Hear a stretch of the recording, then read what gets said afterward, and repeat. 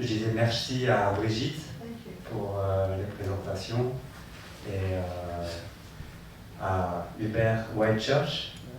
Donc, vous êtes professeur émérite à l'Université de Strasbourg et spécialiste de la tectonique des plaques.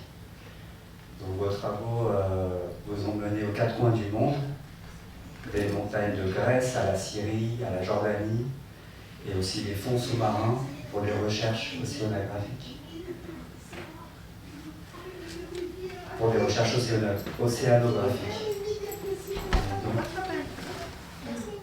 Et donc la grande question à laquelle vous nous invitez aujourd'hui, sommes-nous seuls dans l'univers?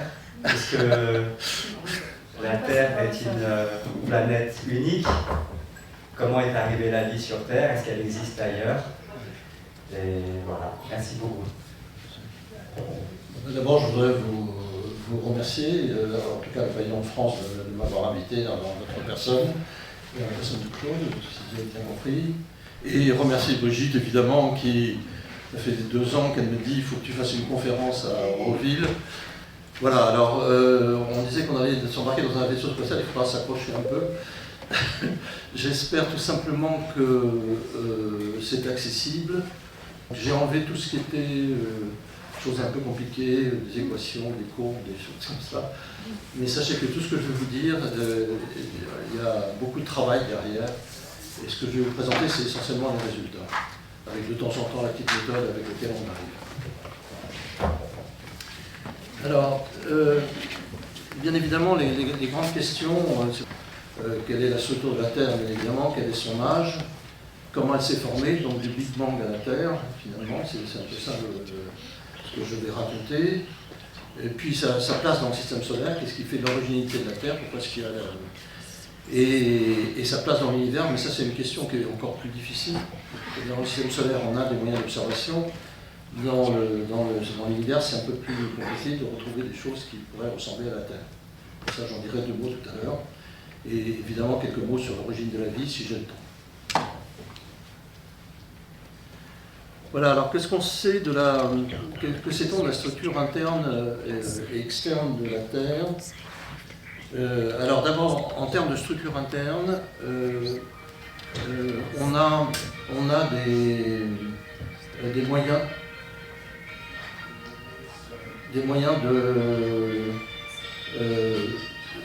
de connaître l'intérieur de la Terre par les ondes sismiques. Quand il y a des grands tremblements de terre ou des explosions de bombes atomiques, c'est comme ça qu'on les repère. Vous avez des ondes sismiques qui sont des ondes équivalentes aux ondes sonores, c'est exactement la même physique. Donc ces ondes sismiques se propagent dans la Terre et leur vitesse est liée à la densité du matériel qu'elles traversent. Donc on peut avoir une idée assez précise de ce qu'il y a à l'intérieur de la Terre. Et là, ce que je voulais vous montrer, c'est simplement qu'en dessous de la peau terrestre, on a une couche solide qui est composée essentiellement de minéraux, des silicates de fer et de magnésium, donc de la silice, plus du fer, plus du magnésium, et qu'on appelle le manteau. Voilà, il y a 2 parties dans le manteau, un manteau supérieur et un manteau inférieur. Et puis ensuite, on arrive à une discontinuité très importante, qui est la discontinuité du noyau à l'intérieur de la Terre, avec une partie externe, la couche solide du manteau, avec la croûte qui est au-dessus. Autant le noyau, lui, il est composé de fer et de nickel. C'est un alliage qui est solide à l'intérieur, c'est le noyau ou la graine interne, mais liquide à l'extérieur, c'est-à-dire qu'il est en fusion. C'est un alliage, comme vous pouvez voir des alliages dans des grandes usines de sidérurgie, par exemple, c'est exactement cela. Et comme d'ailleurs dans ces usines où on voit cette espèce d'alliage de tourner dans les fourneaux, et bien là c'est exactement la même chose. On a dans le noyau externe liquide des mouvements qu'on appelle des mouvements de convection thermique, qui sont les mouvements de l'atmosphère, toute la Terre est guidée par ça, hein, ces mouvements de convection thermique. Et en fait, ces mouvements de convection thermique, ils génèrent, donc c'est un alliage, donc c'est du nickel, du fer, plus des électrons. Donc comme ça bouge, on a des électrons qui bougent, ça fait un courant, Et pour ceux qui se rappellent de leur petit cours de physique à l'époque, le petit bonhomme d'Ampère, vous vous souvenez de ça? Si vous avez fait ça, en tout cas pour les plus anciens, on faisait ça, avec la direction du courant et une direction qui était perpendiculaire, qui était la direction du champ magnétique. Voilà, c'était ça. Et donc c'est le cas. Et les circulations sont dans le sens des flèches que vous voyez sur cette figure, à droite. Non, à gauche pour vous, pardon. Oui. Et donc, ça génère un champ magnétique. Et ce champ magnétique a une importance fondamentale. D'abord, il n'est pas stable, il bouge avec le temps, parce que comme les convections dans le noyau ne sont pas des convections qui sont stables, bien évidemment, vous avez des migrations des pôles magnétiques. Ce qui ne veut pas dire que le pôle géographique, lui, migre, c'est donc l'axe de la rotation de Terre, mais le pôle magnétique, lui, migre. Donc il peut même s'inverser, c'est-à-dire que le pôle nord peut passer au sud, etc. Et en ce moment, on est en cours d'inversion, c'est-à-dire que le pôle nord est quelque part dans le nord du Canada, et le pôle sud qu'on a cherché là, récemment dans une mission océanographique, il est quelque part au nord de l'Antarctique. Donc ça ne correspond pas. Donc ils sont en train de, ce qu'on appelle la déclinaison quand on regarde les cartes, hein, bien évidemment, mais là ça s'accentue au fur et à mesure des années, et donc jusqu'à ce que ça fasse une inversion totale du champ, et ça, cette inversion totale du champ dure grosso modo 5000 ans. Donc on va parler de longue durée. Hein.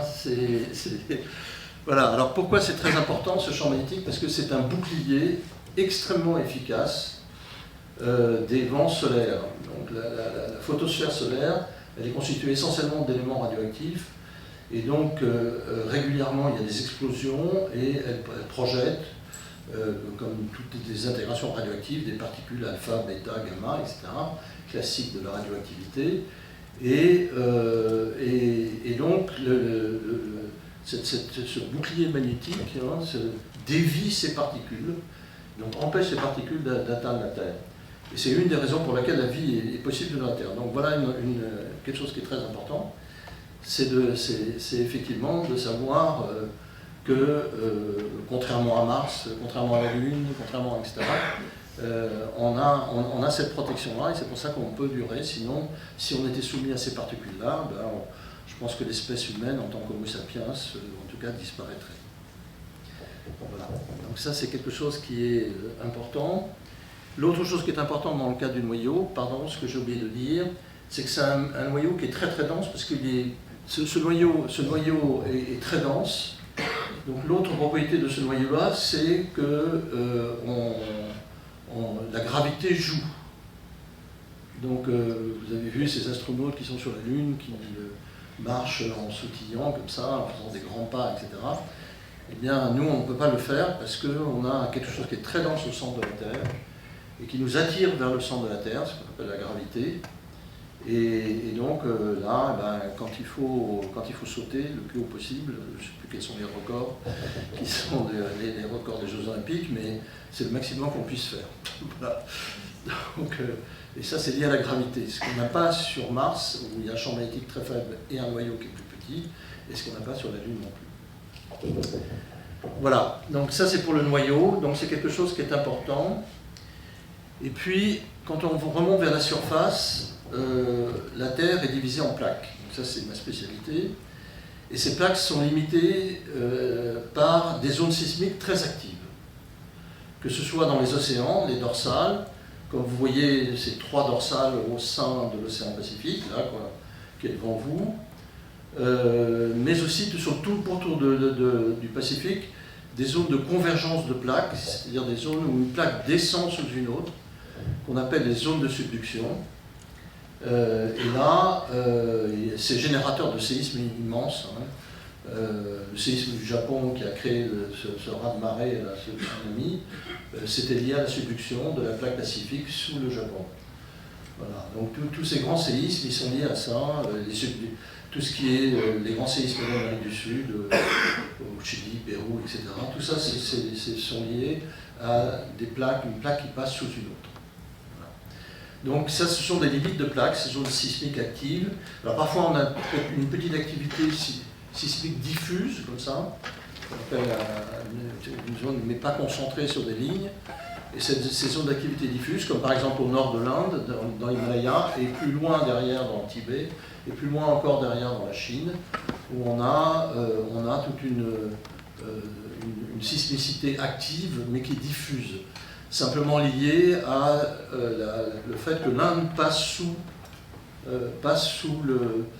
l'Eurasie, qui est au nord, et crée des tensions énormes, qui sont effectivement récupérées en partie par les déformations dans l'Himalaya, mais aussi par des déformations dans le continent asiatique à l'arrière. Voilà. Donc ces plaques, donc il y en a 16 principales, hein, je ne les commande pas, et elles sont toutes mobiles. Voilà.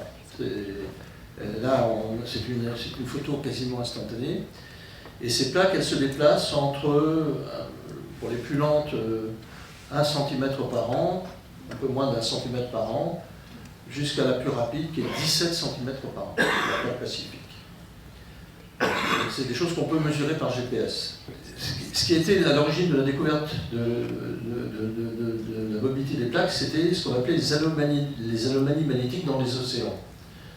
Donc là, vous voyez des différentes couleurs, avec des traits noirs qui sont au centre, qui sont les dorsales océaniques. Et de part et d'autre de ces dorsales océaniques, vous avez des anomalies magnétiques qui ont des âges différents.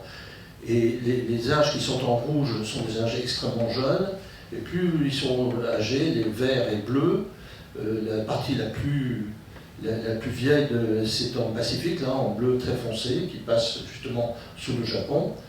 Eh bien, ça montre que les dorsales sont en expansion, c'était le meilleur argument. Et en reprenant chacune des limites de ces anomalies magnétiques et en les resserrant entre eux, eh bien, on peut reconstituer comme ça des mouvements de continents sur un globe. Là, c'est sur une projection de Mercator, où on voit là, depuis 160 millions d'années jusqu'à l'actuel, les mouvements des plaques, c'est-à-dire de partir d'un supercontinent qu'on appelait le Gondwana, là, en haut à droite pour vous. Et puis vous voyez que les océans se sont ouverts, ce supercontinent s'est fracturé jusqu'à la configuration actuelle. Voilà. Donc ça c'est quelque chose qui est assez important. Et on peut même s'amuser à faire des choses dans le futur, dans plus de 50 millions d'années. Dans 50 millions d'années, la Méditerranée sera complètement fermée. Et l'Australie commencera à rentrer en collision avec la péninsule indo-chinoise, disons pour simplifier les choses. C'est un terme qu'on n'utilise plus, mais voilà. Et peut-être avec l'Inde. Donc ça, ce sera dans 50 millions d'années. Et puis même, voilà. Et si on va encore un cran plus loin, dans 250 millions d'années, on aura de nouveau un supercontinent qui sera comme... Et ça, c'est quelque chose qu'on sait, c'est un cycle qu'on connaît dans l'histoire de la Terre. Donc tous les 200 à 300 millions d'années, on a comme ça des supercontinents qui se font, qui se refracturent et qui donnent des configurations avec des continents éparpillés, avec des dorsales. Voilà. Donc je parlais tout à l'heure de zone de subduction. On voit là un dessin. Donc ça s'écarte au niveau des dorsales et ça subducte à l'autre. Alors le grand problème pour nous, ça a été de déterminer quel était le moteur de la tectonique des plaques. Et ça, c'était quelque chose qui a été longuement débattu. Et aujourd'hui, il y a un consensus, parce qu'on peut on a quelques observables pour ça. Le consensus, c'est de dire que c'est des mouvements dans le manteau à l'état solide. C'est-à-dire qu'en fait, le noyau externe liquide qui est à 4000 degrés remonte de la chaleur vers la surface de la Terre. Et donc, à certains endroits où c'est plus chaud, du fait même des convections dans le noyau externe liquide, et donc vous avez la matière qui se dilate, comme tout corps, quand vous le chauffez, ça se dilate, et sa densité diminue et il va commencer à monter au milieu de matériel plus dense.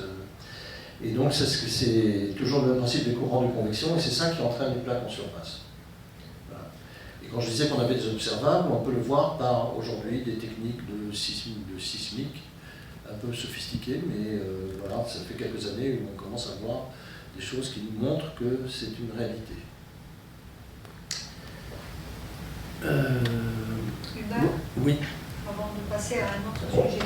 Cela veut dire que ce cycle dont tu as parlé, il va en évolution dans la même direction jusqu'à obtenir Oui. une planète. Oui, c'est un problème de géométrie, parce que tout ce qui est créé au droit des dorsales disparaît. Je vais peut-être revenir un peu en Je veux arrière. dire, tu as dit que c'est un cycle connu maintenant. Oui, oui. Donc, oui. c'est un cycle qui s'est répété déjà. Oui, oui, oui, bien sûr. Tous les combien tu as Tous les dit 300 millions d'années, grosso modo. 300 millions d'années. Non, alors oui, moi je suis obligé de vous parler comme On ça. peut Parce que vraiment savoir ça. La science, on va le faire après ça. Allez, on Donc, va la science, monter jusqu'à 13 milliards. Voilà, donc oui, parce que tout ce qui est la géométrie, c'est un problème de géométrie. Il y a des gens qui ont pensé que la mobilité des plaques qui sont rigides en surface était liée à un gonflement-dégonflement de la Terre. On sait maintenant par les méthodes satellitaires que la Terre a un volume global et qui est très stable. Donc ça veut dire que tout ce qui est produit aux alentours des dorsales disparaît dans les zones de subduction, comme là sur la figure. Donc ça veut dire aussi que quand vous avez, comme sur cette figure-là, des zones de subduction de chaque côté, eh bien les continents vont se rapprocher. Et à un moment donné, ils arrivent en collision. C'est le cas de la Méditerranée. Dans 50 millions d'années, la Méditerranée sera une chaîne de montagnes. Mais cette histoire de répétition de ces cycles de quelques millions d'années, est-ce que c'est une supposition? Non, c'était une observation. Scientifique? Non, c'est une observation. C'est une On observation. a pu observer Oui, jusqu'à 300 millions d'années. Oh, jusqu'à 4 milliards. Donc, Jusqu'à 4 milliards, enfin, bon, non. et si on a observé ça dans le passé, est-ce que cela veut dire automatiquement qu'il y aurait un autre cycle dans le futur? Oui, si la tectonique des plaques continue à fonctionner, c'est-à-dire tant qu'il y a de la chaleur à l'intérieur de la Terre, c'est-à-dire tant qu'il y a encore des éléments radioactifs dans le noyau solide et liquide, à ce moment-là, ça dégage une chaleur suffisante pour induire ces convections dans le manteau et donc faire la tectonique des plaques en surface. Est-ce que la science Voilà. Le jour dans 3 milliards d'années, où la Terre sera froide, comme la plupart des planètes du système solaire, et bien là, il n'y aura plus de tectonique des plaques. Et ça, c'est quelque chose qui est très très spécifique à la Terre. C'est quelque chose qui est uniquement visible sur la Terre. On a pensé que sur Vénus, il y avait ça, mais tous les observations montrent que ce n'est pas vraiment ça, que la tectonique des plaques, c'est vraiment spécifique à la Terre. Voilà. Donc, en système solaire. Donc, en résumé, la Terre se différencie entre une croûte et le manteau, qui sont solides, et un noyau avec une partie externe liquide et une partie interne qui est solide. Et que le noyau externe liquide provoque le champ magnétique qui nous protège des vents solaires. Donc ça, c'est un truc, c'est quelque chose qui est important. Aussi quelque chose que je n'ai pas dit tout à l'heure, mais ça semblait être évident, c'est que la Terre est recouverte à 70% par des océans et qu'elle a une atmosphère. Voilà, ce qui n'est pas forcément le cas des autres planètes. Donc ça, c'est quelque chose qui est important, que le noyau est de taille suffisamment importante et qui est suffisamment dense pour induire une gravité, pour retenir, alors non seulement les êtres humains, mais aussi retenir l'eau et l'atmosphère. Par exemple, sur Mars, le noyau n'a pas une taille suffisante, donc il y a eu de l'eau sur Mars, mais cette eau est partie. Et l'atmosphère, c'était la même chose, a été balayée par des vents solaires. Donc ça, c'est quelque chose qui est important. Et la surface de la Terre est mobile, est découpée en plaques qui s'écartent et qui convergent au niveau des zones de subduction. Bon. Et tout ça fait que la planète Terre est une planète qui est unique dans le système solaire, et probablement dans celles qui sont observables dans l'environnement. Alors, dans l'environnement, la plus proche, c'est Proxima Centauri, qui est dans la constellation du Centaure, qui est à 4,6 je sais plus combien, 24, je crois, années-lumière de la Terre. Donc c'est 4,24 10 puissance 13 km. Donc c'est quelque chose qui est très loin, mais on arrive à l'observer. Et il n'y a rien de tout ça. On a pensé souvent que c'était une planète qui pouvait être l'équivalent de la Terre, mais ce n'est pas le cas. Et tous les signaux qu'on a envoyés vers Proxima Centauri, je veux dire, eh bien évidemment, ils mettent un certain temps pour aller là-bas. Et s'il y avait une population sur Proxima Centauri, il faudrait effectivement qu'ils reviennent. Donc c'est une génération, voire deux, avant d'avoir une réponse. Donc voilà, c'est quelque chose qui est... Mais en tout cas, pour la plus proche, il n'y a pas de tectonique des plaques, il n'y a pas d'atmosphère, il n'y a pas de choses comme ça. Voilà, donc c'est quelque chose qui est assez unique dans le système solaire, en tout cas, et pour les plus proches, eh ben, voilà. Alors, que sait-on de l'âge de la Terre? Parce que ça aussi, c'était une question assez intéressante. En tout cas, ça a été un sujet extrêmement sensible dans l'histoire, parce que du temps des Grecs, que ce soit les stoïciens ou Aristote, etc., pour eux, la Terre était totalement éternelle. Bon, pour Aristote, qui a écrit quand même 5 volumes sur la Terre, quelque chose d'important. Et il a énormément écrit, et c'était très, très, très intéressant, c'est franchement fondamental. C'était très moderne, même, je pouvais dire. Eh bien, la Terre, pour lui, garde éternellement son identité. C'est-à-dire que tous les phénomènes qui se passent, si on a l'élévation d'une chaîne de montagne, elle va s'éroder, donc tout ça, ça se compense. Et ce qui fait que la surface de la Terre reste à peu près égale à elle-même. Pour les stoïciens, c'était un peu différent. Donc la Terre était aussi éternelle, mais c'était des cycles de destruction et de renaissance de la planète. Je ne sais pas très bien quels étaient les phénomènes qui s'invoquaient, mais voilà, donc c'est un peu différent.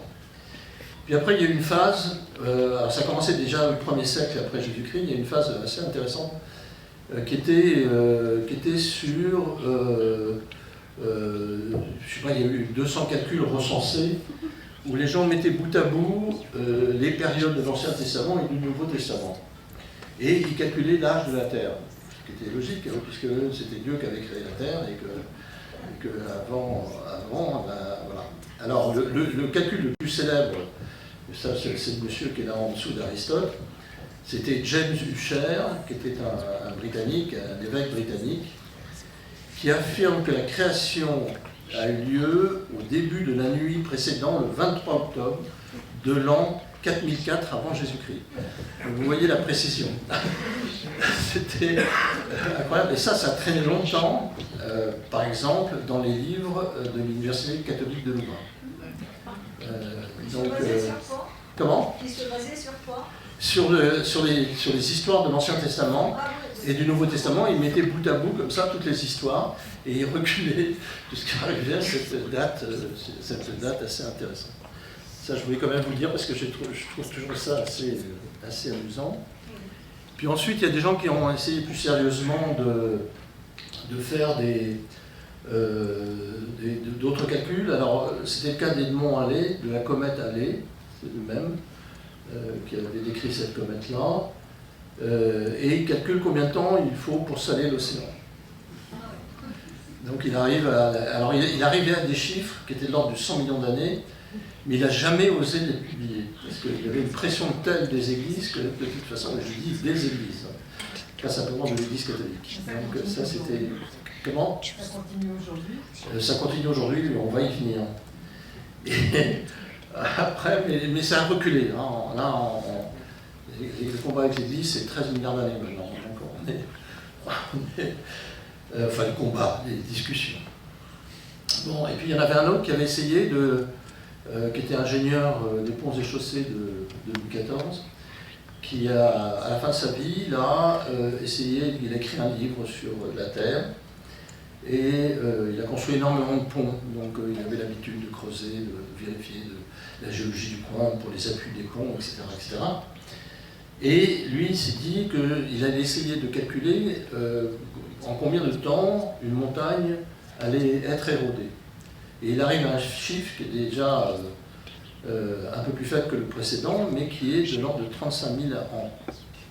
Donc déjà, ça mettait en question l'âge biblique, de James Ussher.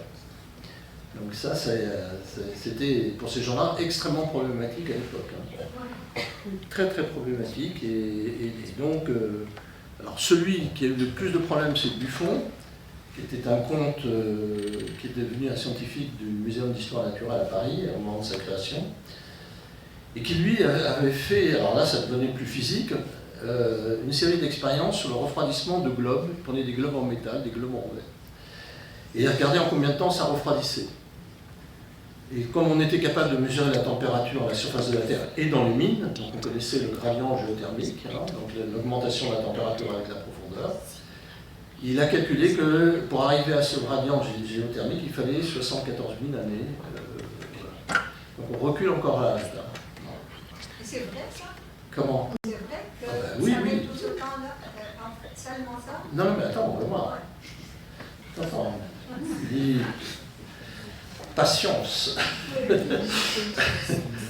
On n'est pas encore au bout. Alors, il y a l'ordre de Kelvin, des degrés Kelvin.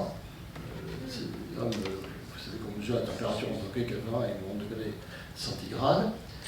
Et ce monsieur a utilisé les lois de la diffusion de la chaleur, qui sont des lois qu'on connaît bien maintenant.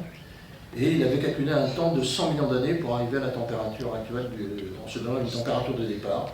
Parce qu'il estimait que la Terre était complètement fondue, donc il y a à 1200 degrés, et qu'il fallait arriver à la température actuelle. Et donc voilà, il a calculé que c'était en 100 millions d'années, qui correspondait à un autre chiffre qui a été fait en 1900, par un certain John Joly, un Écossais, un Irlandais, pardon, qui lui a repris l'idée d'Edmond Halley et qui a calculé le temps qu'il fallait de nouveau pour saler la mer. Et il a bien 100 millions d'années, qui était à peu près le chiffre que Edmond Halley avait trouvé, mais qu'il n'avait jamais osé publier. Voilà. Donc ça, c'était quelque chose qui était assez intéressant. Donc on augmente dans l'âge, voilà, jusqu'à arriver à la découverte de la radioactivité, où là, bien évidemment, on a utilisé les éléments radioactifs qui sont compris dans un certain nombre de minéraux ou dans des roches, et avec la désintégration radioactive, qui est une fonction du temps, c'est pas une fonction de la température, c'est pas une fonction d'aucun paramètre physique. Le seul paramètre qui joue, c'est le temps. C'est-à-dire, vous prenez un élément radiatif, qui est l'élément pair, il va se désintégrer en émettant des particules alpha, bêta, gamma, et il va arriver à un élément stable. Par exemple, l'uranium, l'élément stable de l'uranium, c'est le plomb. Donc tout le plomb sur la Terre provient quelque part de l'uranium radioactif qui était dans la nébuleuse protosolaire. Voilà. Donc tous les éléments qui sont... La plupart des éléments étaient radioactifs. Hein. Bon. Par exemple, le magnésium, il provient ce qu'on appelle un isotope radioactif de l'aluminium. Voilà. Et donc tout le magnésium sur la Terre était lié à ça. Donc ça, on connaît très bien la période de ces éléments-là, on est capable en plus de ça de les calculer, on les a mesurés en partie, en tout cas les débuts de courbe, et donc voilà, c'est ça la méthode de datation qu'on utilise. Donc il suffit d'analyser l'élément radioactif qu'on a dans un minéral ou dans une roche, donc c'est très compliqué à faire parce que c'est par spectrométrie de masse, et on mesure la même chose pour l'élément fils, stable, et en comparant les deux, eh bien, on sait que, et en utilisant les lois des intégrations radioactives, eh bien, que le minéral ou la roche date de temps. Voilà.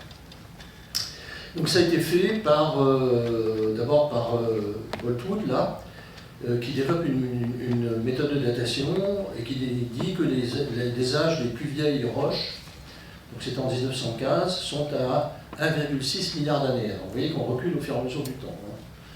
Bon, et 1,6 milliard d'années, ça a posé des problèmes aux physiciens, aux astrophysiciens, parce qu'à l'époque, on considérait que l'âge de l'univers était aux alentours de 2 milliards d'années, quelque chose comme ça. Donc la Terre était très proche du début du système univers. Bon, donc il y avait des choses qui ne collaient pas, et même quand on était allé au-delà, là ça a créé des graves problèmes, des discussions. En fait, c'était le calcul des astrophysiciens qui n'était pas bon, puisque tous ces âges-là ont été depuis revérifiés, en particulier celui qui a été donné par Claire Patterson, c'est le dernier là. Claire c'est un homme, hein, montre à partir d'une méthode qui est la méthode du radium-plomb, que je vous citais tout à l'heure, que la Terre et les météorites, parce qu'il a analysé, il a daté les météorites. Donc Claire Patterson a donné un âge qui est de l'ordre, qui est 4,55 milliards d'années. Donc la surprise de Claire Patterson était que l'âge de la Terre avait exactement le même âge que les météorites. Les météorites qui sont tombés sur la Terre. Bon. Et depuis, c'est un âge qui a été largement confirmé, parce que, y compris les roches lunaires, ont exactement cet âge-là. Donc, on suppose, par des météorites qui viennent de Mars, que l'âge de Mars a exactement cet âge-là aussi. Donc, ça veut dire que toutes les planètes du système solaire, probablement au même âge, et que cet âge-là, alors aujourd'hui il a été affiné, hein, vous allez voir que c'est un peu plus affiné, mais alors c'est affiné parce que, alors on voit ça très mal sur la Solaire, mais vous voyez au moins les points rouges sur cette courbe. Ces points rouges, c'est tous les éléments qu'on utilise pour les datations. Donc c'est toutes les méthodes qu'on utilise aujourd'hui pour les datations, pour des raisons différentes. Donc ça veut dire qu'on peut recouper ces âges-là par différentes méthodes. En sciences de la Terre, vous ne pouvez jamais publier un résultat si vous n'avez pas une méthode indépendante qui vous permet de, en tout cas, renforcer l'hypothèse que vous proposez. Ça, c'est une des règles scientifiques que nous avons dans notre milieu. Il ne suffit pas de faire une analyse et de dire, voilà, c'est comme ça. Il faut faire des analyses complémentaires et voir si ça se croise, voir si on a les mêmes résultats, etc., etc. Donc, voilà, il y a un consensus qui est, en prenant différents de ces chronomètres-là, l'âge de la Terre, des météorites et de la Lune, et donc du système solaire, et de Mars, puisqu'on a les météorites de Mars, est à 4,565 milliards d'années. Voilà. Et ça, c'est quelque chose que, quand on a multiplié les mesures, on tombe toujours sur les mêmes résultats, y compris quand on utilise des radioactivités, je ne rentre pas dans les détails, mais même des radioactivités éteintes, qu'on ne voit plus, puisqu'il n'y a plus d'aluminium radioactif, mais il y a le magnésium. Donc on suppose un stock radioactif d'aluminium, et on calcule, et tout ça, ça donne le même âge. Voilà. Donc, et le jour où on sera capable de ramener des échantillons de Mars, eh bien, je suppose qu'on trouvera le même âge. Voilà, donc l'âge du système solaire, c'est 4,565 milliards d'années. Donc ça, c'est important. Alors, ceci ne veut pas dire que c'est l'âge des roches les plus anciennes de la Terre. Les roches les plus anciennes de la Terre se trouvent en Australie, dans l'ouest de l'Australie, dans les Jack Hills, et cet âge-là est de 4,400 milliards d'années. Ça veut dire... Comment? Oui, c'est 4400 millions d'années, donc 4,400 milliards d'années. Je transforme en milliards d'années. Et donc, les plus vieux sédiments que vous voyez sur votre photo, des sédiments qui sont un peu relevés, là, à la verticale, qui sont au Groenland, en fait, ils ont été datés à 3,850 milliards d'années. Donc ça, c'est simplement pour dire que les continents et les sédiments sont plus jeunes que l'origine de la Terre. Okay? Voilà. Donc la Terre existait déjà avant la consolidation de ces continents et le dépôt de ces sédiments. Voilà. Et donc ça m'amène à cette question-là. Que savons-nous sur sa formation? Donc quelques mots qui vont du Big Bang aux planètes solides. Voilà. Alors c'est une image un peu compliquée, mais c'est pas grave. Je la commenterai que très brièvement. C'est simplement pour vous dire que aujourd'hui, ce qu'on sait impérativement, et quand on donne un âge de l'univers, c'est pas l'âge de l'univers en lui-même, c'est l'âge de l'expansion de l'univers. D'accord? On va le donner tout de suite après. Donc l'expansion de l'univers, c'est-à-dire ce Big Bang qui était une matière extrêmement riche, composée de particules, de sous-particules de ce qu'on connaît dans les atomes. Ce n'est pas des protons, des neutrons, des électrons, mais c'est des électrons avec des particules qu'on connaît dans les grands cercles, vous savez, on fait des collisions entre particules, là. Pour les plus connus, les quarks, les bosons, etc. Peut-être que vous avez déjà entendu parler de ça. Eh bien, c'était une purée à une température qui était très importante, hein, plusieurs milliers de degrés, bien évidemment, même dizaines de milliers de degrés. Et ensuite, tout ça a donné cette matière, et au fur et à mesure que ça s'étendait, assez rapidement, il y a des éléments qui se sont formés et des planètes qui se sont formées au fur et à mesure du temps. Les galaxies, dans les galaxies, des planètes, etc. Voilà. Donc, ça, on a essayé de le dater. Alors là aussi, quand je dis que l'âge a été déterminé à 13 milliards d'années, ça veut dire que là aussi, c'est par des méthodes complètement indépendantes. Donc il y a par exemple les astrophysiciens qui calculent le temps qu'il faut pour aller d'un point à ce qu'on observe de l'univers actuel. Ok, voilà, donc ça donne 13 milliards d'années, enfin 13,3 milliards d'années. Et puis il y a des méthodes de datation qui permettent aussi de fixer ça. Donc il y a encore une fois, ces méthodes indépendantes, hein, qui nous font dire aujourd'hui que, quelconque soit la méthode que l'on prenne, que cet âge est tout à fait plausible. Puis derrière, il y a eu très peu après, en fait, la formation de la Voie lactée, c'est-à-dire des galaxies. Donc ça se fait très très rapidement, ça. Et puis la formation dans la galaxie de la nébuleuse solaire. Une nébuleuse, c'est un nuage d'éléments composés essentiellement d'hydrogène et d'hélium. Et ça, on l'a daté, vous voyez, à 4,68 milliards d'années, donc quelque chose comme 3 millions d'années avant la formation de la Terre. Donc tout ça, ça se passe, contrairement à ce qu'on pensait, non pas étalé sur de grandes longueurs de temps, mais au contraire, ça se passe extrêmement rapidement. Ça veut dire que les choses refroidissent très rapidement, voilà, pour se condenser. Voilà, la formation des corps planétaires, on va voir comment, se fait en 3 millions d'années. Donc vous voyez, pour nous, c'est très court. Quand on parle de milliards d'années, 3 millions d'années, quand on parle de 13 milliards d'années, 3 millions d'années, c'est rien.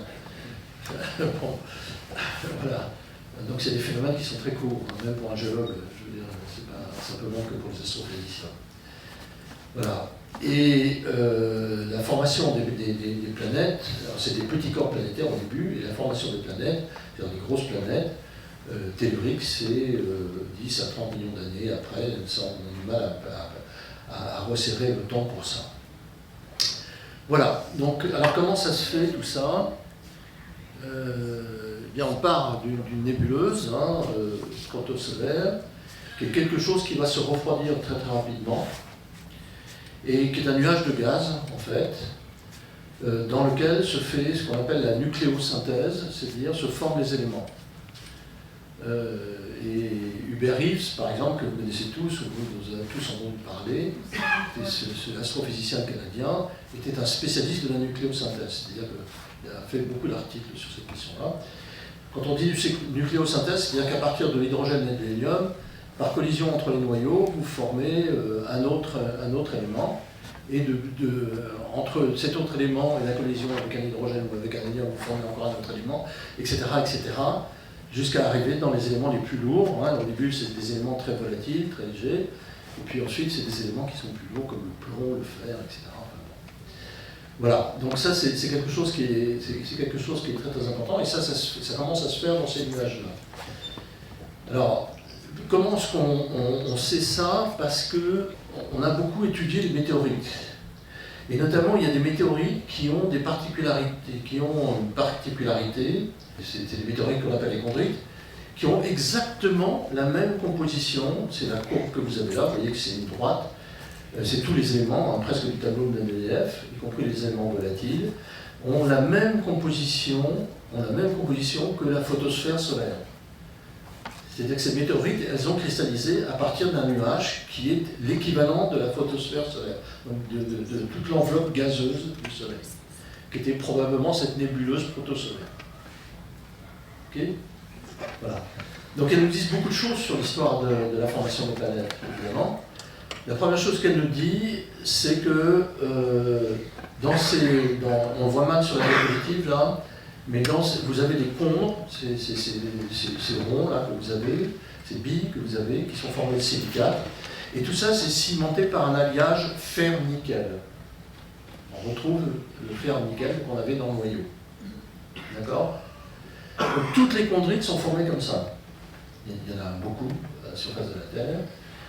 Et donc toutes les chondrites sont formées comme ça. Donc des silicates qui sont équivalents à ceux du manteau et des alliages fer-nickel qui cimentent ces silicates.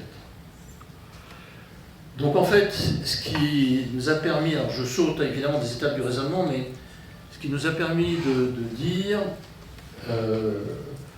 que, alors, entre autres parce qu'on a fait de l'expérimentation, c'est-à-dire qu'on a pris un gaz de la photosphère solaire qu'on a mis à très forte température, ensuite on a diminué la température, et on a vu la séquence de cristallisation de ces minéraux à partir du gaz. Donc c'est exactement ce qu'on retrouve dans les chondrites. Voilà. Donc ça c'était un point qui était important parce que c'était expérimental. Et donc l'idée aujourd'hui c'est de dire que la condensation de la nébuleuse protosolaire qui tournait à une vitesse très très importante, beaucoup plus rapidement que le Soleil tourne aujourd'hui et que la Terre tourne autour du Soleil, que les planètes d'une manière générale tournent autour du Soleil, des vitesses de rotation beaucoup plus rapides qui faisaient que le nuage de gaz s'aplatissait et en s'aplatissant, il refroidissait. Et ça a permis la cristallisation de minéraux, alors soit à partir de gouttelettes de liquide, ça on ne sait pas trop, mais dans certaines météorites il y a un peu de verre, donc on suppose qu'il y a eu un peu des gouttelettes de liquide, soit directement la cristallisation à partir d'un gaz. Et ça permet une espèce de poussière, et la poussière s'est agglomérée. Il y a une expérience qui a été faite dans la navette spatiale internationale. C'est qu'un des astronautes a pris un sac de sel. Il a remué ce sac de sel, donc même en éparpillant, hein, et immédiatement après, en apesanteur, tous les cristaux de sel le sel c'est des cristaux, hein, c'est du chlorure de sodium. Donc le sel s'est immédiatement reconcentré. Et à chaque fois qu'il refaisait l'expérience, les cristaux de sel se détachaient, etc. Et ça se reconcentrait. Donc on suppose que dans le nuage interstellaire, c'était quelque chose comme ça. Et qui a formé les premiers, alors à partir de la poussière, les premiers cailloux, les cailloux grossissent, etc. etc. Et en ce refroidissement, on augmente en plus de ça les phénomènes de condensation. Et on finit par avoir autour du Soleil, comme ça, des roches, voilà, autour du Soleil, comme ça, des roches qui circulent, qui étaient en fait ce qu'on appelait des planétissimaux, donc des petites planètes. Et quand ces planètes atteignent une taille de quelques centaines de kilomètres et surtout une masse de 100 000 tonnes, à ce moment-là, ils sont capables d'attirer tout ce qu'il y a autour. Par la gravité, c'est toujours le même phénomène. Et donc par des chocs, et donc ça crée un embryon de planète assez important à partir de ces objets primitifs, et donc qui sont bombardés par ces roches qui sont autour, hein, et qui viennent. Et donc ce bombardement va continuer jusqu'à ce qu'on épuise le stock de ce qu'il y a autour de la planète. Et donc, le fait de bombarder la planète, bien évidemment, c'est avec une énergie très forte. Hein, ces cailloux-là, ils arrivent avec une vitesse très très importante. Et donc, ça augmente la chaleur de l'embryon de planète. Et en augmentant la chaleur, vous allez la fondre. Donc, ce sont des planètes qui, au départ, étaient en fusion. La Terre était en fusion. Tout était en fusion. Donc un mélange entre des silicates et des alliages, mais qui étaient en fusion du fait même de la rotation de la Terre qui était très rapide et de l'impact des météorites, hein, qui étaient autour, enfin de ces roches qui étaient autour. Et qui faisaient... Donc à la surface de la Terre, il y avait une espèce d'océan magmatique, hein, fusion, c'était la fusion avec des compositions très particulières.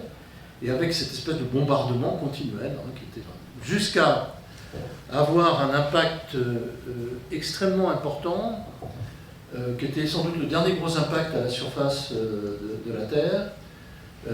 Donc ce qui a été calculé, c'était... Alors, je vous passe sur comment ça a été calculé, c'est assez complexe, donc j'en parlerai.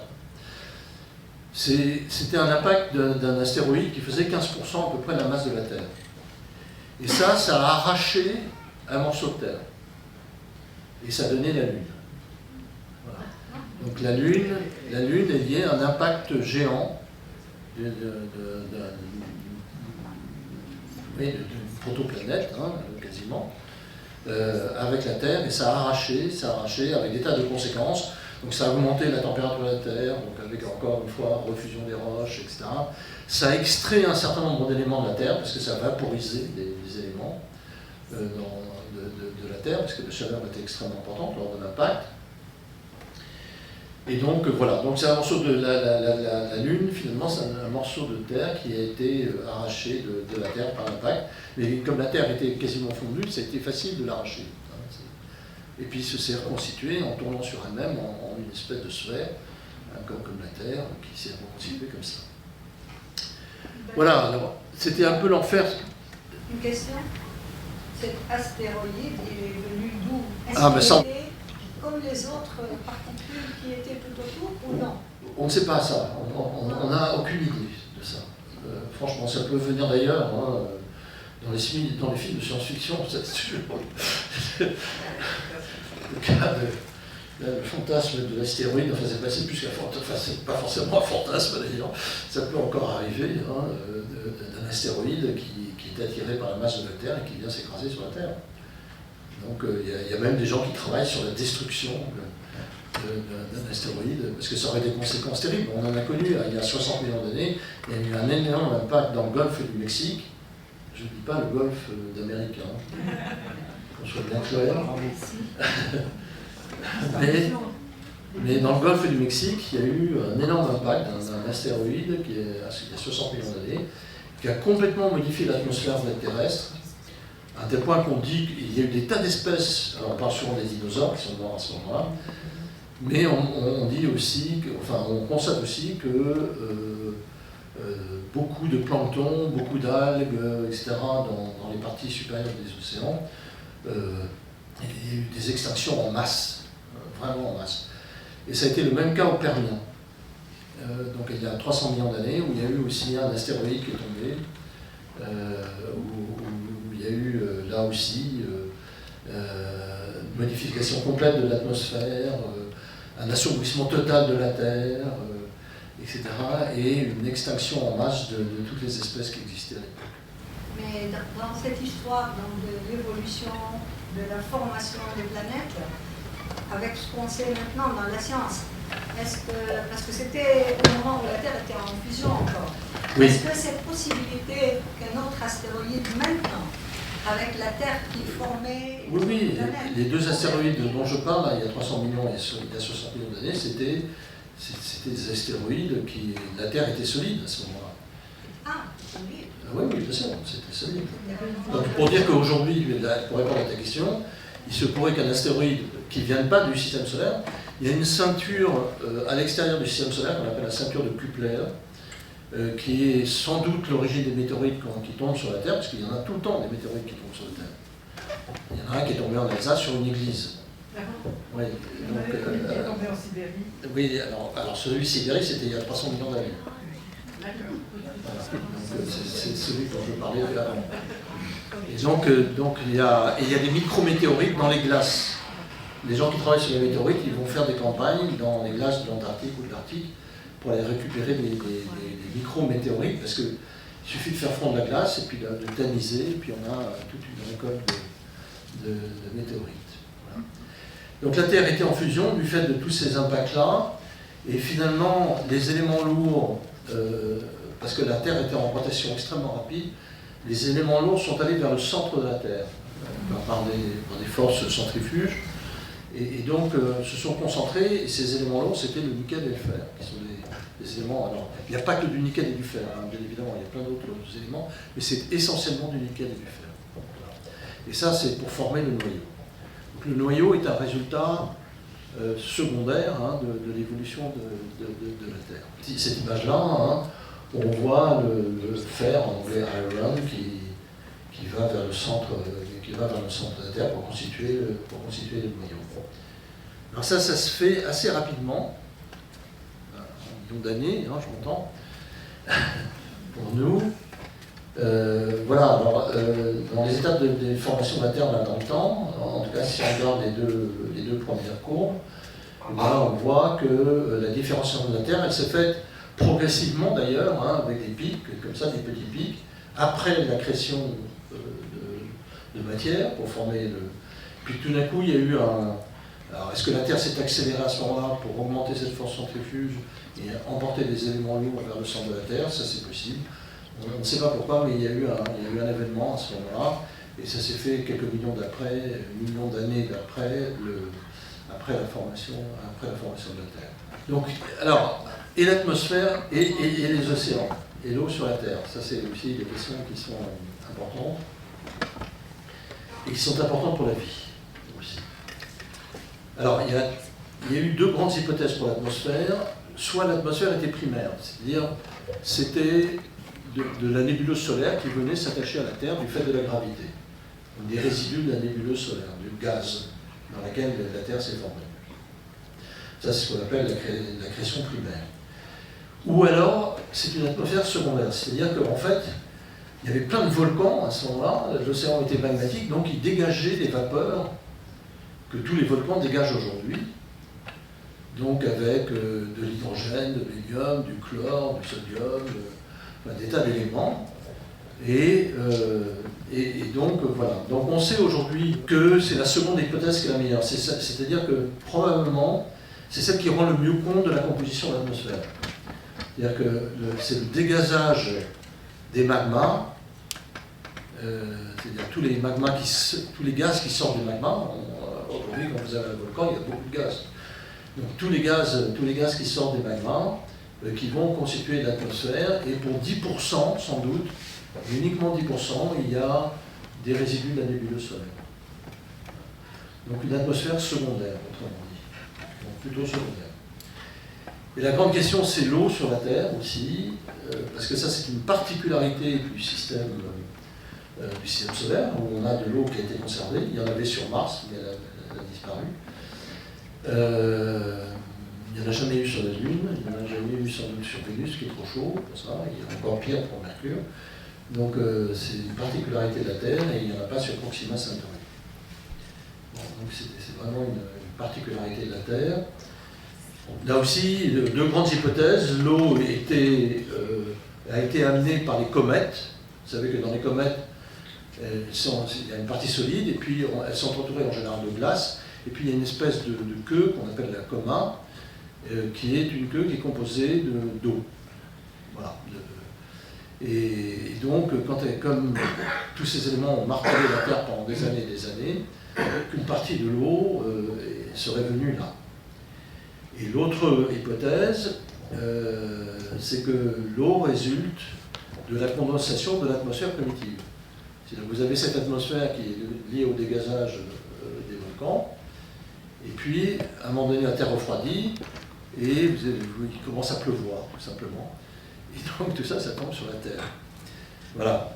Alors, ça, c'est quelque chose qui est important, parce que l'hypothèse de l'eau amenée par les comètes, et leur bombardement, elle est difficile à défendre aujourd'hui, parce qu'on commence à connaître, parce qu'il y a un engin qui s'est déposé sur une de ces comètes-là, et qui a pu analyser l'eau. Et cette eau-là est une eau, et tout simplement par ce qu'on appelle des mesures spectrométriques, on est capable de donner la composition de l'eau. Et l'eau de la plupart des comètes n'a pas la composition de l'eau de mer. Voilà. Donc c'est une contribution, sans doute, des comètes, on ne peut pas exclure ça, mais probablement c'est pas l'essentiel, étant donné la masse d'eau qui est sur la Terre. Et donc c'est probablement la condensation d'une atmosphère primitive, donc forme des nuages, très très importants, alors, très mouvementés, avec des orages énormes, et donc avec quelque chose qui est une atmosphère qui est composée de tous les éléments légers, de carbone, d'hydrogène, de fluor, de chlore, de bore et d'autres éléments très très légers, et d'autres éléments comme le sodium, le potassium, etc. Et tout ça, le magnésium, et donc tout ça va, le fer aussi, et donc tout ça va se condenser à un moment donné où la température va baisser après 300 ou 400 millions d'années, lorsque la Terre commence à se refroidir, après sa constitution. Et quand la température baisse en dessous de 175 degrés, donc vous voyez que c'est quand même une température assez forte encore, eh bien ça va condenser et ça va former ces pluies, qui sont des pluies extrêmement acides, qui vont détruire les volcans, éroder les volcans, et former les premiers sédiments et les premiers continents. Alors, je ne répète pas ce que j'ai dit sur Mars, c'est la dernière chose. Et donc l'eau va recouvrir 95% de la Terre, la surface de la Terre. Bien. Et donc, ces pluies contiennent beaucoup d'acide, donc ce sont des éléments qui vont attaquer toutes les roches qui ont été formées, qui sont essentiellement des roches magmatiques, et on a les premiers sédiments qui se forment. Et vous voyez que sur cette série de courbes, là, avec en abscisse le temps, les âges, vous voyez que la composition de l'atmosphère, c'est le troisième diagramme, on peut monter déjà le premier au-dessus, qui est en dessous, et le troisième diagramme est quasiment un peu décalé, mais pas trop, donc c'est quelques millions d'années après la constitution de la Terre par rapport à la différenciation de la Terre.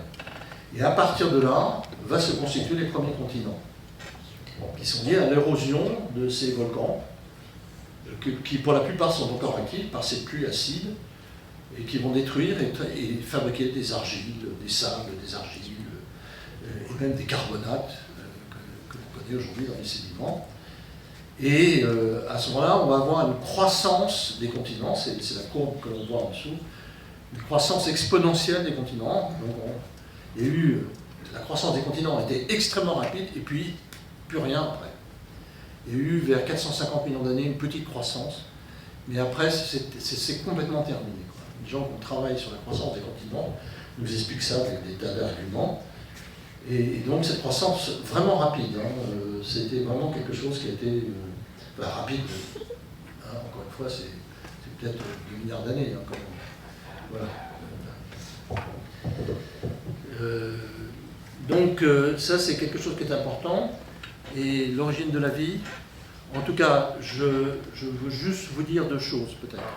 Parce que là aussi, il y a 2 grandes hypothèses sur l'origine de la vie. Ou bien, la vie vient, c'est sur la gauche, dans cette espèce de soupe primitive là, qui est liée à la condensation de l'atmosphère primitive, qui est aux alentours des océans de l'époque, à queue, était à 70 degrés. C'était pas ici, je pense que peut-être à trentaine de degrés, peut-être un peu moins. Là, c'est à peu près le double, un peu plus du double. Voilà. Et donc, avec les orages, il y a des éclairs là. Eh bien, on a pu reconstituer en laboratoire, en prenant la composition de l'atmosphère primitive et en faisant avec des électrodes des éclairs, une expérience très connue de Miller, il a pu reconstituer tous les acides aminés nécessaires à fabriquer l'ARN. Donc c'était quand même quelque chose, et depuis ça a été reproduit, et c'est toujours la même chose. Et l'autre hypothèse qu'on appelle l'exobiologie, c'est que ça vient des comètes de nouveau. Parce que sur un certain nombre de météorites, on a vu parce qu'il faut de l'eau pour former les molécules en question. Donc on a vu des choses comme ceci, là, sur la partie gauche des photos, les 2 photos qui sont prises en microscope électronique à balayage, et la dernière, la plus à gauche, ici, c'est au microscope électronique lourd, et ce sont des formes bactériennes. Les bactéries, c'est unicellulaire, et ça n'a pas de noyau.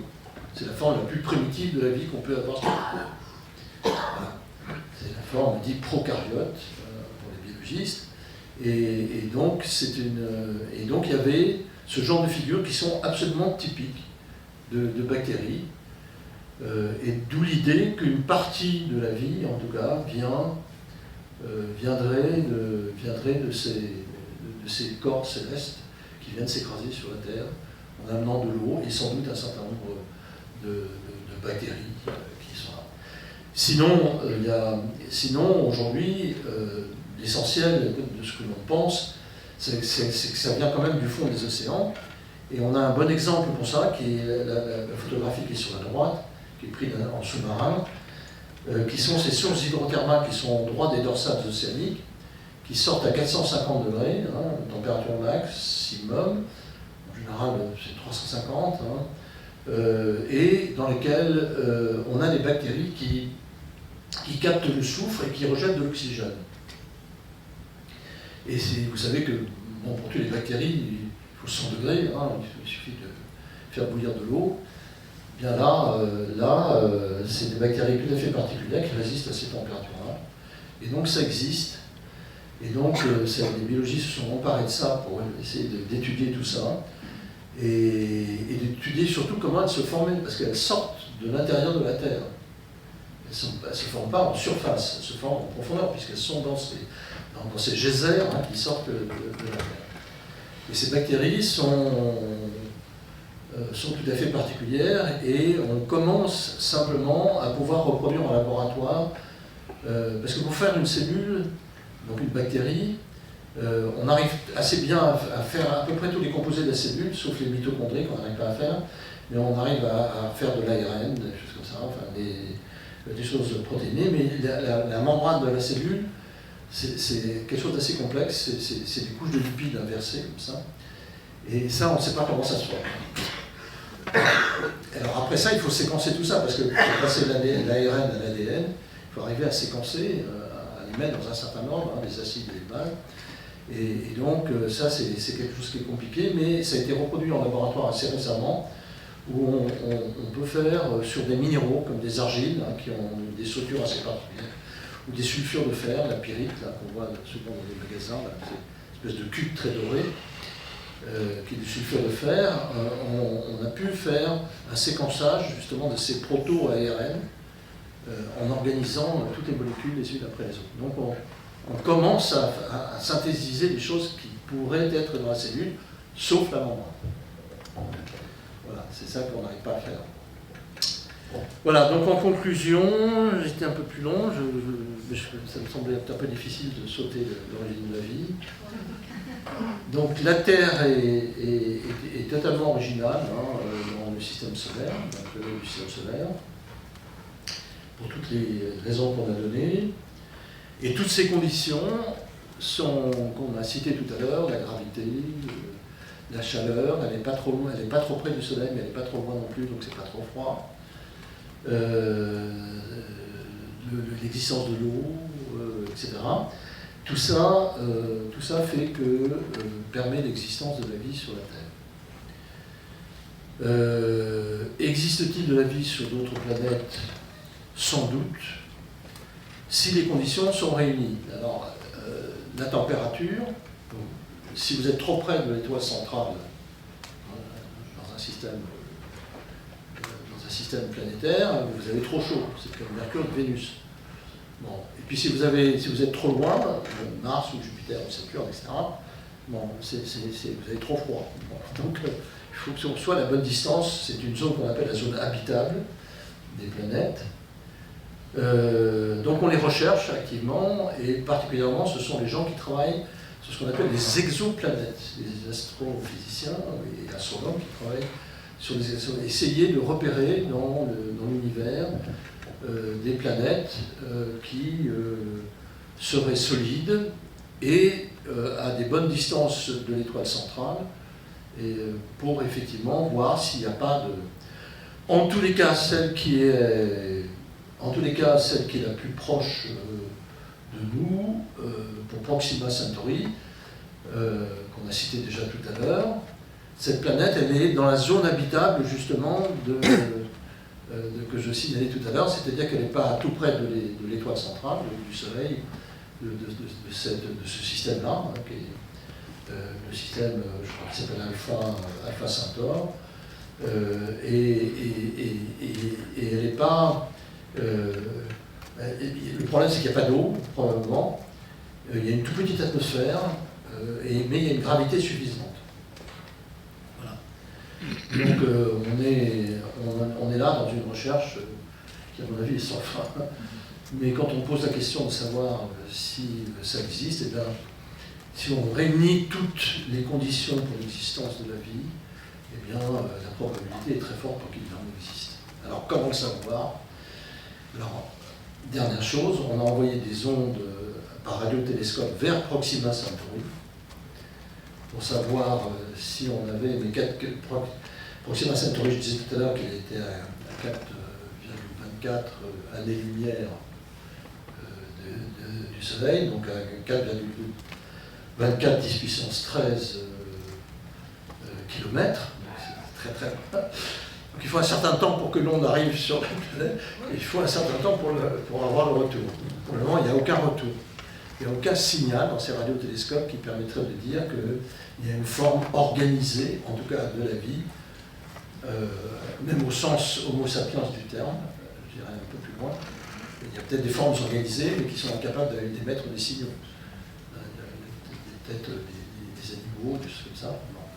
Mais en tout cas, pas de forme du type Homo sapiens qui serait capable de nous envoyer des trucs. Et de toute façon, il faut attendre un certain temps avant d'avoir la réponse. Voilà. Bah, écoutez, je vous remercie de votre attention. J'espère que ça n'a pas été trop compliqué. Et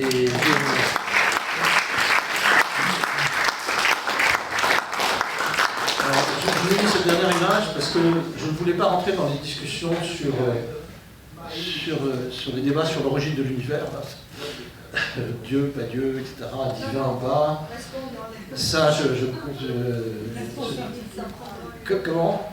Restons dans la physique parce que là, ça prendra des... Oui.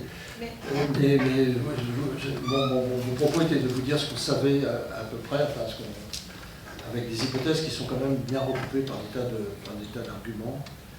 Donc tout ce que je vous ai dit là, c'est à peu près accepté par l'ensemble de la communauté. Voilà. Je pense que j'ai rappelé, quand tu as dit qu'il y a deux hypothèses pour l'existence de la vie sur la Terre, par les comètes ou de la Terre, et laquelle on a retenu? Les deux. Les deux. On ne peut pas faire de différence entre les deux. On n'a pas le moyen. D'accord.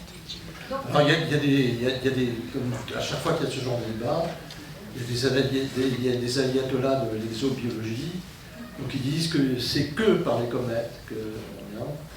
Et puis les autres qui disent non, c'est que par la formation sur la Terre. Enfin, bon. Mais si c'est que par les comètes, c'est sans doute par les deux. Ailleurs, il y avait déjà les éléments pour l'existence de la vie. Oui, tout à fait. Mais il faut qu'il y ait de l'eau. Il faut qu'il y ait de l'eau. Il faut qu'il y ait de l'eau. Voilà. Parce que c'est à partir des éléments dans l'eau, et l'eau qui contient ces éléments-là, en plus de ça, c'est à partir de ces éléments-là que tu peux synthétiser les acides aminés et les bases qui vont te faire au moins l'ARN. Voilà. Et puis d'autres corps, des protéines, des choses comme ça, enfin, il y a plein de choses. Hein. Donc il faut, voilà. Donc c'est à partir de, il faut que ces conditions soient réunies dans une comète ou dans un astéroïde qui. Alors les ovnis. Pardon? Et les ovnis. Comment? Pour moi, oui, mais voilà. Il y a des gens qui croient, il y a des gens qui recherchent, il y a des gens qui sont persuadés d'en avoir vu, il y a des gens qui interprètent des choses. Donc il y a des commissions qui existent pour ça, qui vont voir à chaque fois que quelqu'un signale quelqu'un veut voir un ovni ou un extraterrestre. Donc ils vont se rendre sur place, ils vont essayer de voir si c'est possible ou pas. Enfin bon, voilà. Donc ça, c'est compliqué, mais pour moi, la réponse a toujours été négative. Bon, voilà. Une petite question par rapport au début de votre propos. Vous avez parlé de l'inversion des pôles, sans aller beaucoup plus loin, tous les 5000 ans, donc si j'ai bien compris. Quelle est l'incidence? Alors, on a cru, enfin les paléontologistes ont cru que l'extinction d'un certain nombre d'espèces et l'évolution d'un certain nombre d'espèces étaient liées à ça. Bon, parce qu'on peut par le bombardement des éléments radioactifs, arriver à changer le patrimoine génétique. Et que quand on a une évolution, ce qui est le cas pour l'humain, hein, si vous êtes bombardé de ces particules radioactives, c'est pour ça que les gens qui travaillent dans des mines d'uranium, on les laisse qu'une demi-heure, hein, parce que ça, indépendamment du cancer, ça a une incidence aussi sur le patrimoine génétique. Donc on a vu sur Tchernobyl, etc., le nombre de bébés qui sont nés avec des malformations, des choses. Donc c'est très très important, parce qu'on a pensé qu'à un moment donné, le fait d'inverser les pôles, on passe par presque un stade zéro champ magnétique, donc avec un bombardement de ces particules sur la Terre, qui aurait provoqué des changements dans les espèces, donc de l'évolution, voire des extinctions d'espèces. Alors en fait, quand on corrèle les inversions du champ avec des extinctions d'espèces, grandes extinctions d'espèces, ça n'a strictement aucune corrélation. Ça Voilà. Ça n'a strictement aucune corrélation. Ouais, Donc, visiblement, ça n'a aucune incidence. parce que de toute façon, 5000 ans, c'est rien. Pour nous, non. C'est beaucoup par rapport à Le géologue, c'est rien. Enfin, non, c'est beaucoup par rapport à ce que tu viens de dire, qu'on a vu combien il y a eu des malformations chez les enfants. Oui. C'est de notre époque. Oui, c'est de notre époque, mais c'était pour dire que si on n'avait plus de champ magnétique et que la Terre était bombardée par des rayonnements qui sont issus de la radioactivité, eh bien, on aurait des malformations, on aurait des mutations génétiques importantes. Parce que ces malformations sont liées à des mutations génétiques. Donc voilà, donc là, les biologistes ont cru à un moment donné où on pensait qu'il était possible que ce soit lié à ces inversions du champ. Et donc, probablement, il y a une petite diminution de la valeur du champ magnétique, mais pas énorme. Pas énorme. Il ne passe pas par un stade zéro. Voilà. Et on se fait du souci pour l'eau, en gros, en général. Mais vous ça, parlez c'est de l'eau, donc 75%, puis vous me dites que c'est de l'eau des comètes, mais ce n'est pas la même eau, enfin il y a de l'eau sans de l'eau. Donc est-ce qu'il y a plusieurs définitions de l'eau? Et est-ce que l'eau dont on parle, on risque d'en manquer, fait référence à ce que vous avez parlé pas du tout? Non, c'est pas tout à fait le même problème. Là, c'était au moment de la formation des océans. Ouais. Donc c'était il y a quand même 4 milliards d'années, quelque chose comme ça. Mais là, l'eau, c'était simplement pour essayer de comprendre pourquoi l'eau était salée et pourquoi, quand John Joly, par exemple, a fait son calcul de l'âge de la Terre à partir de la salure de l'eau, en fait, le temps qu'il a calculé, c'est le temps de résidence du sel dans l'eau de mer. Donc, ça on peut le démontrer. Ça. Donc, c'était assez intéressant. Ça n'avait rien à faire avec le temps qu'il faut pour saler l'eau de mer. L'eau de mer était salée dès le départ. Et depuis 450 millions d'années, l'eau a la même composition, elle est restée parfaitement stable. À plus ou moins epsilon près, mais c'est resté. C'est-à-dire que tout ce qu'on amène par les rivières et tout ce qu'on dépose dans le fond des océans, les sédiments, etc., tout ça est parfaitement équilibré ou balancé, c'est en anglais, quoi. Donc c'est parfaitement équilibré et donc ça se compense parfaitement. Ou même les éléments qui sont emmenés par les dorsales océaniques. Alors maintenant, le problème de l'eau sur la Terre, ça c'est autre chose. C'est vraiment un problème qui est lié à la géologie d'ailleurs, enfin, que dans les géologues se préoccupent beaucoup, parce que c'est, étant donné la croissance encore exponentielle du nombre d'individus sur la Terre, il commence à avoir des sérieux problèmes d'eau. Non, sauf qu'on peut déceler l'eau de mer. Bon, voilà, c'est un réservoir énorme. Comment? Le dessalement de l'eau de mer modifie la savure. Là où Non, parce que ce qu'on va tirer de l'eau de mer, c'est pas énorme. Pas énorme, mais de toute façon, il y a des apports de rivière qui à chaque fois ressalent l'eau de mer. Donc, ce qu'on va extraire n'est pas supérieur aux apports des rivières. C'est un cycle. La vie, on voit que la vie s'est extrêmement adaptée aux conditions de l'environnement. est-ce qu'on peut absolument pas imaginer qu'il y ait une vie qui se développe dans des conditions autres que celles qu'on a définies avec la température, l'eau, etc., etc. En tout cas, s'il y a une vie, nous on se base dans les raisonnements pour être... on se base sur la vie actuelle de la Terre. Ouais. Donc si on doit avoir une vie qui est équivalente à celle qui est à la Terre, peut-être un peu modifiée, enfin je ne dis pas que c'est strictement Homo sapiens, etc. Ça peut être un homo, nous on est une espèce Homo sapiens sapiens, ça peut être un Homo sapiens autre chose. Et certainement on va s'adapter aux nouvelles conditions climatiques et que donc il y aura des changements bien évidemment dans nos gènes liés à l'adaptation, ce qu'on appelle le biotope, c'est-à-dire l'environnement de l'humain. Donc ça c'est sûr.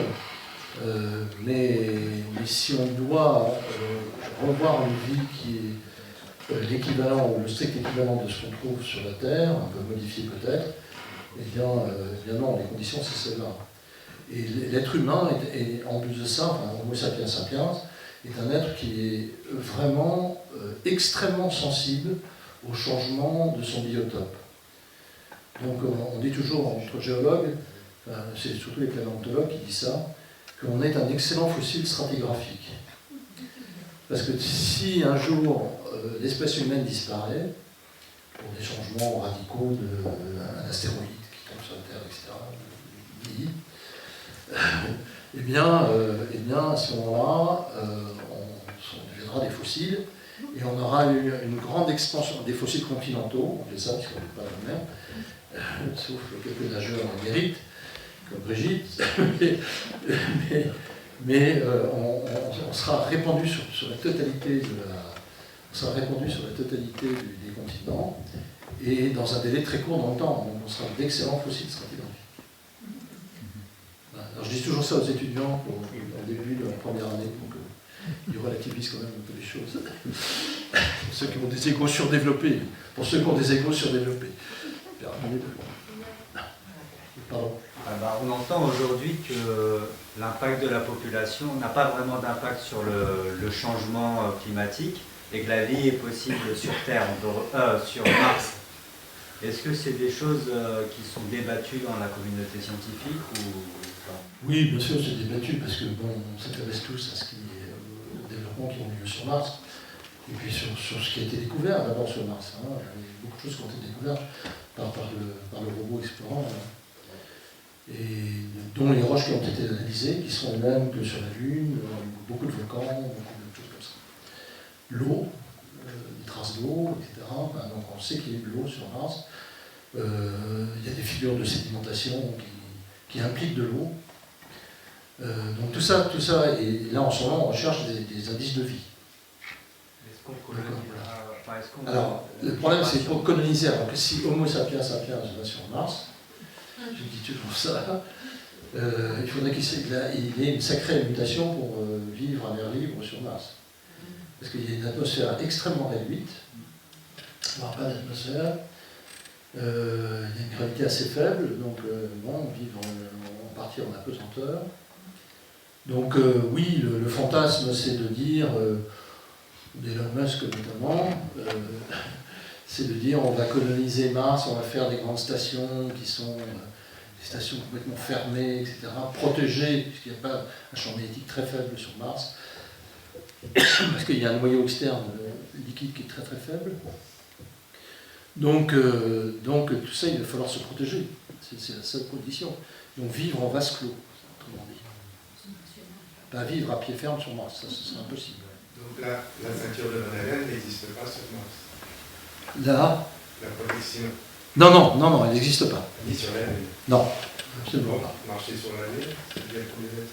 Alors marcher sur la Lune, on peut, en scaphandre et avec des pieds de plomb. Voilà. C'est le fameux pied là, donc, qui était dans le sable lunaire. Là. Un scaphandre peut annuler les rayonnements. Non, il faut se protéger. C'est tout ce qu'on peut faire. S'il y a une station lunaire qui s'installe quelque part sur la Lune, ce qui est le projet, bien évidemment, il faudra être complètement protégé, y compris quand on sort sur la Lune, il faudra être en scaphandre complet, comme les astronautes qui ont mis le pied sur la Lune. Ça c'est sûr, c'est impossible d'être autrement, ce sera une vie totalement confinée. Donc c'est pas impossible, mais ce sera une vie... moi je ne souhaite pas cette vie-là, mais il y en a qui fantasment beaucoup dessus et qui seraient peut-être contents de moi, c'est hors de question, enfin, de toute façon je suis trop vieux, donc le problème ne se pose même pas. Voilà. Oui. Bonjour, merci pour la conférence. On entend souvent parler des tempêtes solaires. Oui. Et évoluant dans le milieu des drones, je sais que ça perturbe les GPS, etc. Et en lisant un petit peu, j'ai découvert qu'au 19e siècle, il y avait eu une tempête solaire suffisamment forte pour mettre par terre le système des télégraphes au Canada. Est-ce que vous pensez que ça peut être quelque chose qui vienne perturber le fonctionnement de notre société qui repose extrêmement sur l'informatique? Oui. Si c'est pas protégé, si les serveurs par exemple ne sont pas protégés, etc. Oui, bien sûr. On a une idée du site, parce que la dernière avait 120 ou 150 ans, j'ai plus le... Oui, ça dépend. Enfin, les grosses tempêtes, c'est des explosions, comme des explosions atomiques, hein, avec des éruptions solaires énormes, de la photosphère solaire, et donc projettent un lot de particules. Donc une partie sont déviées par le bouclier dont je parlais tout à l'heure, le bouclier magnétique, et l'autre, s'il y a des parties qui atteignent la surface de la Terre, à ce moment-là, oui, bien sûr, ça perturbe énormément. Tout le fonctionnement du système informatique pourrait en être perturbé, oui, bien sûr. D'où quand on pense à des data centers, par exemple, ces énormes choses qui collecteraient des données, c'est obligatoire, ou même des gros serveurs. Par exemple, à l'Université de Strasbourg, il y a un énorme serveur, il est entièrement protégé du magnétisme. Enfin, il est entièrement protégé par une cage, alors je ne sais plus si c'est en plomb ou un métal qui protège de ces rayonnements-là. Oui, bien sûr, si on ne protège pas, on aura des difficultés. Bien sûr. Pour revenir à ce que vous dites, on parlait de tectonique des plaques au début, et la dernière photo me montre un fond sous-marin avec des fumées noires, etc. La question c'est, bon, peut-être qu'il y a des ressources intéressantes, certainement. Alors oui. Y a-t-il un danger de pillage quelque part? Alors oui. Alors oui. Pour une petite anecdote, si j'ai encore le temps, vous m'arrêtez. Pour une petite anecdote, j'ai fait une mission de plongée dans le Pacifique, au droit d'une de ces petites zones d'agression qui est derrière un arc insulaire, au large des Tonga. Et c'était avec des gens du service géologique allemand qui étaient patronnés par un certain von Stauffenberg, très, très digne, et avec des tas de jeunes dont une partie venait d'Allemagne de l'Est, c'était juste après la réunification. Et donc ils avaient très très peur de plonger. Ils n'avaient aucune confiance dans la technologie française. Donc on n'était que deux Français, le chef de mission et moi-même, qui étaient les secondes, parce que bon, comme je parle un peu allemand, je parle même très couramment, donc voilà, on m'avait emmené, et puis bon, ça m'intéressait, etc. Puis ça faisait partie des projets de recherche qu'on avait. Donc avec Yves Fouquet, on a descendu d'Ifremer, on descendait tous les jours, un jour là, l'autre. Donc on a découvert des gisements gigantesques de cuivre. Gigantesques. Alors pas simplement de cuivre, avec des métaux lourds dedans, mais des montagnes. Donc il y a dans le fond, quelque part du Pacifique, un mont Whiteshore, puisqu'on a planté un truc. il y a le mont Fouquet, parce que l'autre a été découvert. Et les Allemands étaient fous furieux, parce que c'est eux qui avaient financé la mission. Et ils venaient pour ça. Et on leur a dit, mais vous êtes vraiment des bêtas, quoi.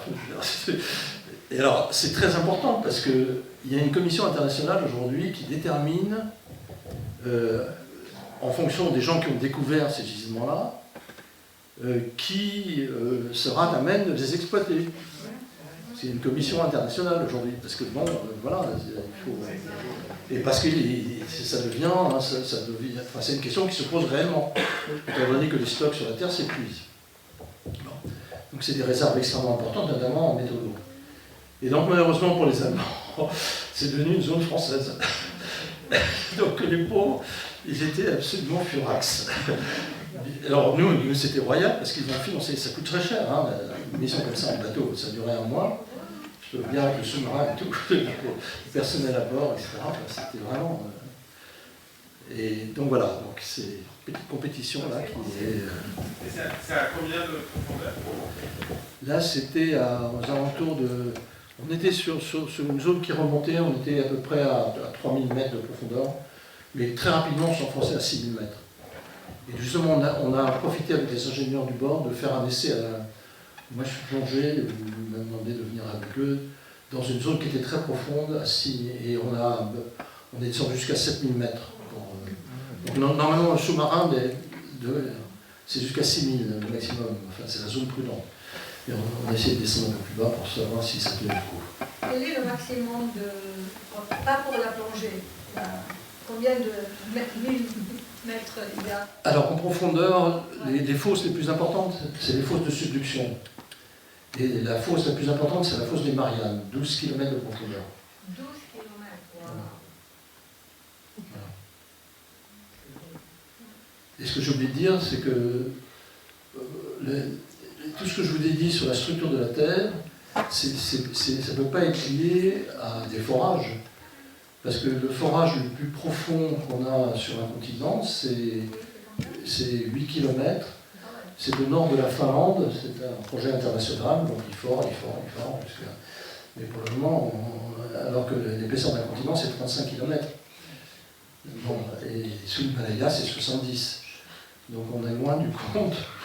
On n'a pas encore traversé la côte. Et ils ont essayé de faire ça dans l'océan, parce que là, la côte océanique, elle est plus moisée, elle est plus fine.